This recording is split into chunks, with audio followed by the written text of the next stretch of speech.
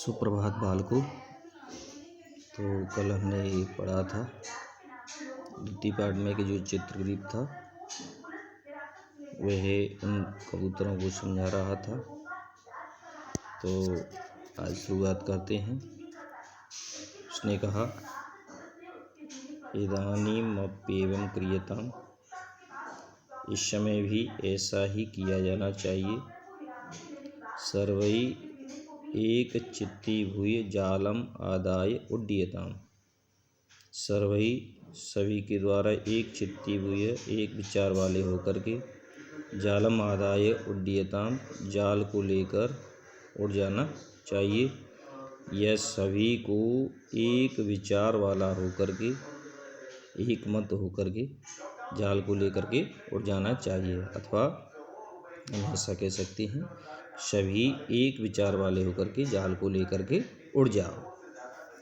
इति विचिन्त्य सर्वे पक्षिणः जालम आदाय उत्पततः। इति विचिन्त्य ऐसा सोच करके सर्वे पक्षिणः सभी पक्षी जालम आदाय उत्पततः जाल को आदाय लेकर के उत्पततः उड़ गए। ऐसा सोच करके सभी पक्षी जाल को लेकर उड़ गए। अनंतरम सव्याधः सुदूराद जाल अपहारकान् तान् अवलोक्य पश्चात् धावनम् अकरोत्। अनंतरम सव्याधः इसके बाद उस शिकारी ने सुदूराद जाल अपहारकान् बहुत दूर तक जाल को ले जाने वाले तान् अवलोक्य उनको देखकर, बहुत दूर तक जाल ले जाने वाले उनको अर्थात उन पक्षियों को देख करके पश्चात धावनम अकरोत् पीछे दौड़ लगाई, यह पीछे दौड़ा या दौड़ लगाई। इसके बाद उस शिकारी ने बहुत दूर तक जाल को ले जाने वाले उन पक्षियों को देख करके उनके पीछे धावन किया अर्थात दौड़ लगाई। ततस्तेषु चक्षुर्विषयातिक्रांतेषु पक्षिषु सव्याधो निवृत्तः। उसके बाद उनकी आँखों से विषयातिक्रांतेषु ओझल हो जाने पर पक्षिषु पक्षियों के, उसके बाद उन पक्षियों की उसकी आँखों से ओझल हो जाने पर, ओझल हो जाना मतलब दिखाई नहीं देना।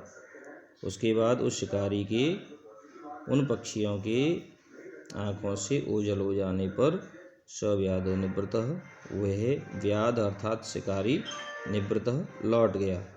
अतएव उच्यते इसलिए कहा जाता है, क्या कहा जाता है, ये श्लोक है। अल्पानामपि वस्तूनां संहति कार्यसाधिका तृणैः गुणत्वमापन्नैः बध्यन्ते मत्तदन्तिनः।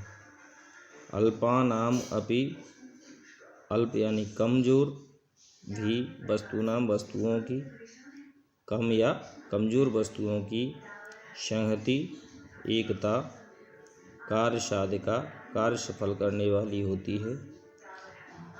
कम वस्तुओं की भी एकता कार्य सफल करने वाली होती है। अर्थात हम ऐसा कह सकते हैं कि जो कमजोर वस्तुएं हैं उनकी एकता भी कार्य को सफल करने वाली होती है, कार्य साधिका होती है।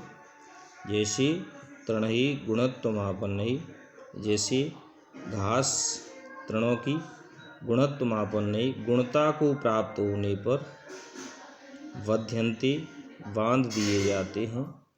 मत्तदन्तिनः मदमस्त हाथी, जैसे घास की गुणता को प्राप्त होने पर मदमस्त हाथी बांध दिए जाते हैं।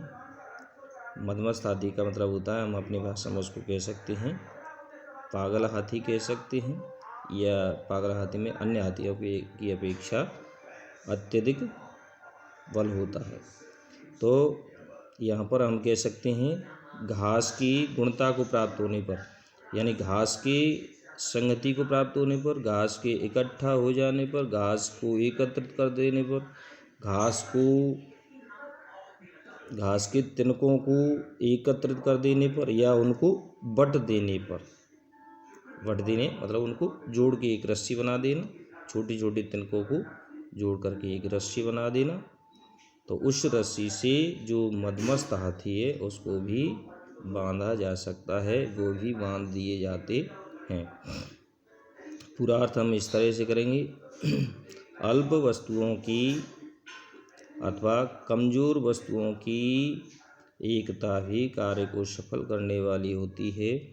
जैसे तृण अर्थात घास की गुणता को प्राप्त होने पर मदमस्त हाथी बांध दिए जाते हैं। अर्थात घास के एकत्रित हो जाने पर, कमजोर घास के एकत्रित हो जाने पर उससे मदमस्त हाथियों को भी बांधा जा सकता है।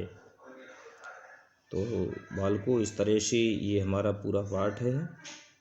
ये पाठ बहुत महत्वपूर्ण है। इसको भी आपको, और आपने देखा होगा नीचे इसके जो मीनिंग्स दे रखे हैं इनको भी आप, ये सब मीनिंग्स हैं, इन मीनिंग्सों को आप अच्छी तरह से याद करें।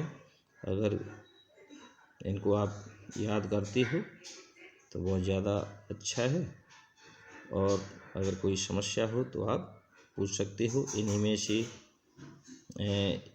एक बार 2018 के पेपर में इसमें से एक प्रश्न पूछा गया है, तो इन प्रश्नों को हम हल भी करेंगे। और आप मीनिंग्स को ज़रूर रोज़ाना की रोज़ाना याद करें, जिससे वो पाठ है वो बिल्कुल समझ में रहेगा, आपके ध्यान में रहेगा। धन्यवाद।